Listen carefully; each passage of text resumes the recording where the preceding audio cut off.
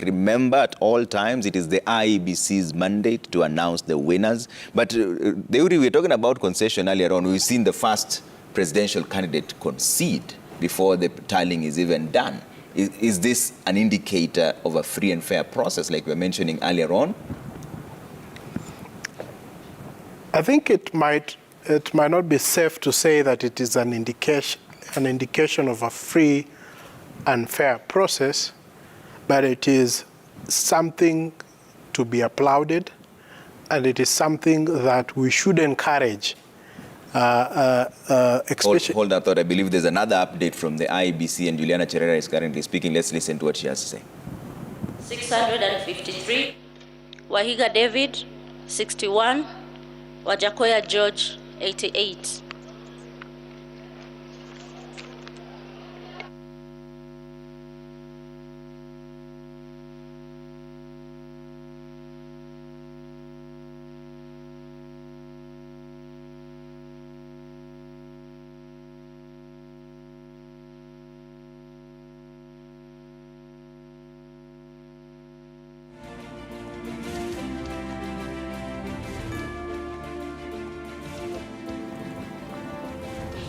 But that, I believe, should be the 40th constituency that Juliana Cherera has just read out there. She's the vice chairperson. There's an entire list that brings the total number to 173 now, meaning only 118 are left. She started reading out the constituencies from Chuka, Igamba Ng'ombe, Nyatike, Webuye West, Dagoretti South, Kajiado South, Laikipia East, Cheranganyi, Changamwe, Laisamis, Kajiado North, Turkana West, Dagoretti North, Teso South, Kamukunji, Rongo, Mount Elgon, Bomet East, Limuru, Tigania West, Turkana Central, Turkana East, Mbere South, Aina Moi, Tigania North, Sirisia, Kiharu, Lamu West, Mwea, Westlands, Bobasi, Kitui Central, Juja, Gatundu North, Kilome, Kisauni, Embakasi West, Bonchari, and Keses. As soon as they have confirmation from all the rest, I'm sure they will come back and give an update there. That now brings the total number of confirmed Form 34As announced by the IEBC to 173. They're still waiting for 291 is the target. So if you subtract that quick math, 118 are yet to go. And they were sorry for interrupting you earlier on. These things are happening in real time, so sometimes we cross over there. You're saying that it's not an indication of a free and fair process, but it's a start, right? Yes, it's actually an indication of political maturity. Of course, then the question then becomes that we look forward to actually the real protagonists in this race, and in the presidential race we only had two. The numbers of the other two presidential contenders in terms of what has come out so far is such that there is an extremely huge margin that the concession therefore doesn't have the kind of effect that you would have where the person conceding is the one who has actually garnered the next highest votes to the person who has won. Okay. Yeah. And earlier on, before that concession speech, in fact, I think Juliana Cherera is added as another update. Let's listen. 64,630. Total valid votes, 42,150. Rejected ballots, 484. Odinga Raila, 29,198. Ruto William, 12,706. Wahiga David, 81. Wajakoya George, 165.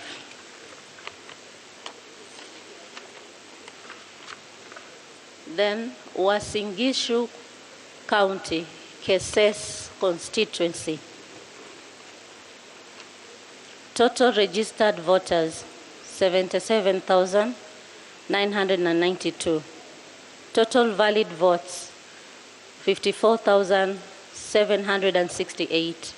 Rejected ballot, 334. Odinga Raila, 8,966. Ruto William, 45,653. Wahiga David, 61. Wajakoya George, 88.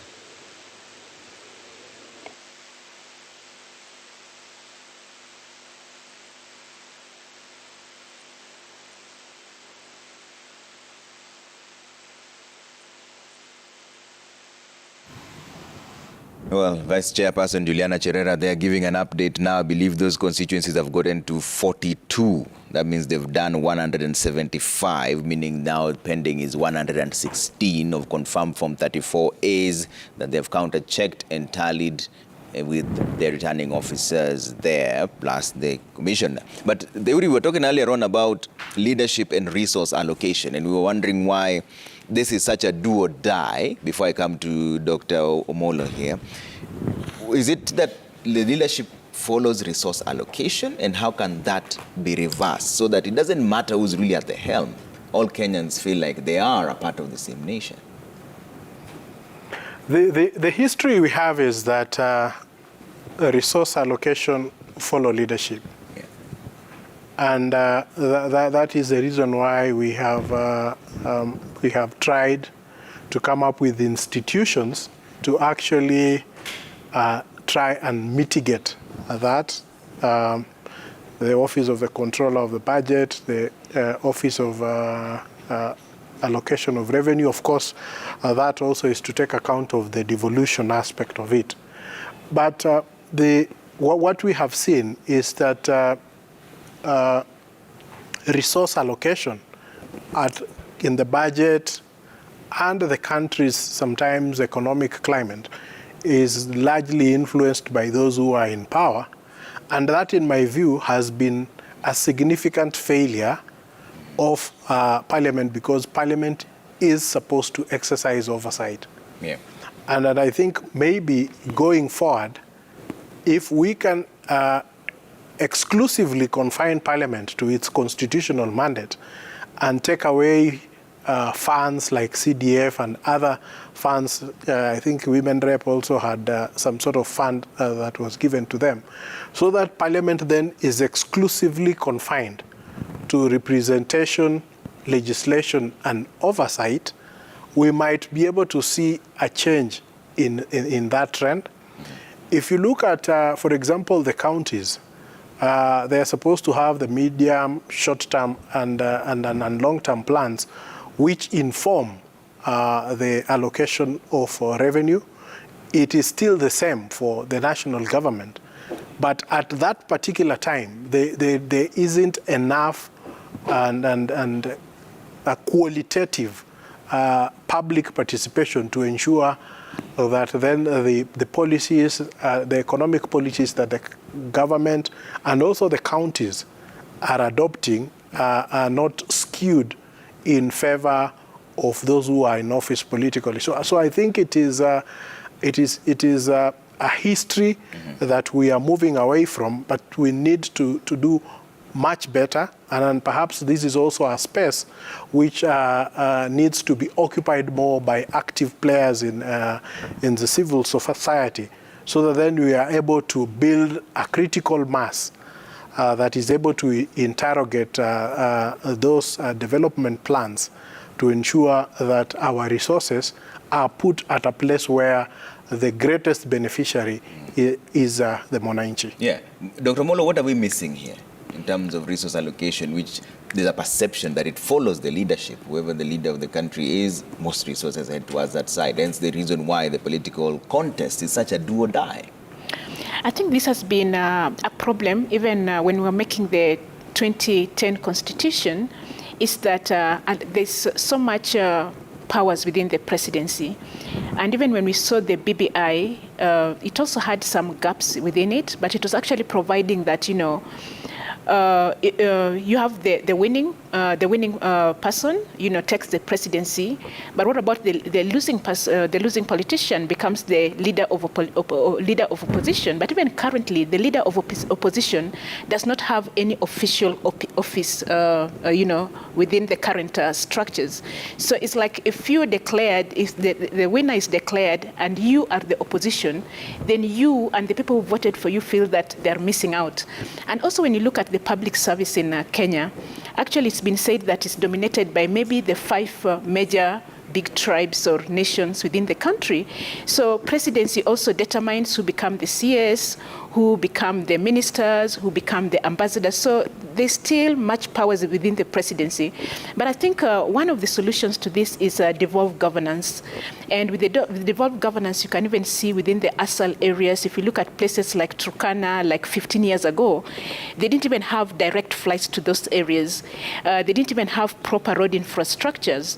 But now when you go into those places, you have 2 or 3 flights per day. So basically, devolution is giving specific budgets to counties whereby they can plan with. And, they required that after every election, they develop county investment development plans, whereby this allows them to have a budget within the country and to specify within which sectors they're going to spend that money.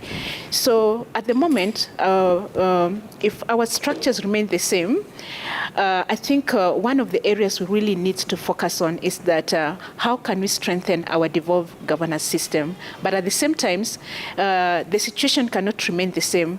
In the next move to to change the constitution, I think, presidency is an area that really need to be looked at.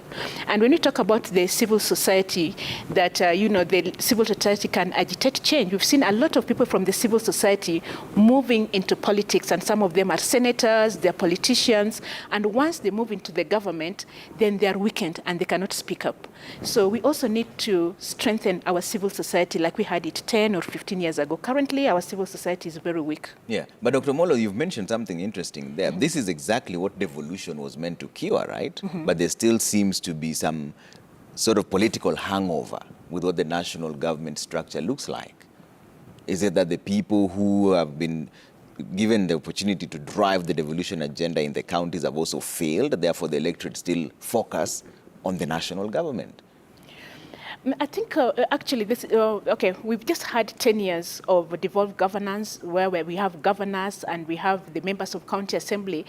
And actually when it started, people are really not clear about, which role to play. And there are also a high level of corruption, which was reported at the county levels. Because if we have corruption at the national level and we don't put the structures well at the county level, then that corruption also goes down to the devolved governance. Because even now I was telling someone like, okay, fine, at the national government level, you can even find that the procurement system is dominated by just few business people. So when you have devolved governance, you'll have the youth and local business people also having access to procurement, and they're using that money locally. But they tell me, no, when you go to the counties, actually still the governors and his friends are the ones having access to this procurement facilities and everything. So unless you work on corruption, both national and the county levels.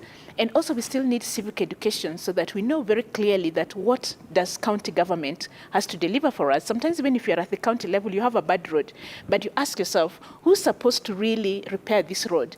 People are still confused. This is a national government road, and for example, this is a local government road. So there needs to be much more clarity. There needs to be more civic education, and we also need to put our governors and at the county levels accountable to the people. Yeah. Is that the lack of accountability that is causing all this focus on the national government? Because, at the county level, there's the CIDP, which is the County Integrated Development Plan. Ideally, the people in the county should take part in coming up with that, which ideally should focus on their issues down there. Therefore, not so much focus should be on how the national government looks like. Is it just the lack of accountability that has derailed everybody to believe everything starts and stops with the national government? No, not quite that. As you're saying, our constitution is 10 years old. We've only had 2 sets of county governments. You're now moving to the 3rd one. But so there is that, of course, tradition and legacy and reverence for the national government, which still controls significant resources as it is. But secondly, and unfortunately, we seem to have devolved all our bad habits to the counties. And that's, I think, where the problem is. The hope of the country when we were promulgating the Constitution is that over time, the leadership that will ascend to the national office will be coming from the counties, so that we will be looking at your track record as a performance as a governor for purposes of qualification or suitability to run the country. We're still a far cry from there, because we are not yet at the point where some of the governors are now vying for the leadership of this country. Perhaps maybe in the next cycle or two, then that can come in. But as we say, the challenge has been, and I think there's been a little bit of also confusion in terms of the mandate which the Senate has been exercising in oversight over the governors, and the mandate that the county assemblies have been exercising in oversight over the governor, which I think are normal constitutional tensions that come in when a constitution is still young and everyone is still trying to find their proper constitutional footing. But my concern has been at the level of representation, actually in the county assemblies. Yeah. We seem to have relegated the place of the county assembly over, for example, the place of the member of parliament. So it is at a lower rank. It is a place where, even when we were going to court, and I think all these issues were coming out, the educational qualifications, people seem to say, you don't want someone who is extremely educated to be an MCA. So that appears to be the public mood. And yet that is what directly affects the county's operation. Yes. And then also, if you look at the counties, and this is also an institutional issue, if you look at the counties, most of them are seriously under the clutch of the governor, that they have not developed the necessary institutions that will give them the capacity to be able to interrogate the policy documents that come from the executive. Yeah. If you look at Parliament, for example, it has a very strong back office. The office of the office that is in charge of budget in Parliament is well staffed, well resourced, so they are able to generate sufficient data and research to guide the members of Parliament in the discussions that they're having on complex issues relating to taxation. But when it comes to the county governments, you don't find those kind of structures, and so even when you have members of the assembly, perhaps who are probably not in terms of academic extremely qualified on some of these extremely complicated issues, talking about economics and the flow of money and taxation, because counties have power of taxation. You need a very strong back office that is able to look at a policy document and break it down the way you would break it down for a mwananchi, so that the MCA is able to consume that and understand what it exactly means, so that when they have even those public participation forums, they are able to also educate the members of the public that this is actually what is happening. But our focus has been so much on the resource and how they can control that resource that we've lost sight of the more important things of ensuring that the resources that are actually devolved to the counties actually work and transform the lives of the members of those respective counties. Yeah, and just to join in when you're talking about this county investment development plan, I had the opportunity to work with the Ministry of Devolution and even currently support the National Treasury and Planning. So I looked at all the 47 county investment development plans, and the first time actually counties were just taking one from one county. There was a lot of copy-paste. And also these documents were developed by consultants who just came in, developed the county development investment plan and gave the county development investment plans, because it was a condition that before you develop these CIDPs, then you cannot access resources from the national level. So on the second level of the second CIDPs, if you look at them, they were much more better developed than the first one, the first CIDPs. So, and at the same time, I think we have this policy on public participation and how it's supposed to take place. The policy is still new, and at the moment, there's not so much interactions with the wananchi when you're developing this kind of a document. And also you realize that the national government is supposed also to work with the county developer. Although sometimes when they second someone from the national government to the county government, it kind of creates kind of some competition.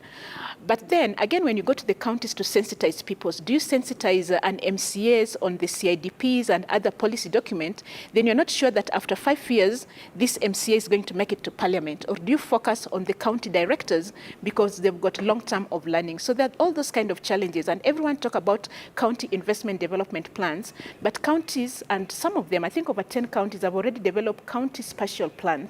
So the county spatial plan goes beyond the 5-year CIDPs, and it covers the 10 years. But counties have also been relaxed to develop the county spatial plans, which says that what kind of specific crops are, in agriculture as a county, what are we going to focus on? In terms of the energy sector, 60% of this population is still using firewood. How are we going to move into the green energy? So there are all these policy documents, but it's the same thing as I'm looking at political manifestos. We have policies here, but do we value them? Do people read them? Do people implement them? So that's the gap which is still remaining. But then, Euri, should there be a buffer zone between those who are charged with crafting the county integrated development plans, the CIDPs, and the people themselves, so that it's just people just say what they really want, and then there are professionals who synthesize it and put it down on paper? Because what Dr. Molo is saying is that they're on paper. Sometimes they even copy-pasted. There's no one who's giving it critical thought to know that this is where our strengths lie as a county and this is where we should invest on. That is true. I mean, there's an element generally of lack of capacity across the counties. And this is demonstrated more, especially now when you now move to areas outside Nairobi to much more less densely populated counties. So I think it shouldn't just be left to the mwananchi per se, but we need to have more actors in those kind of spaces.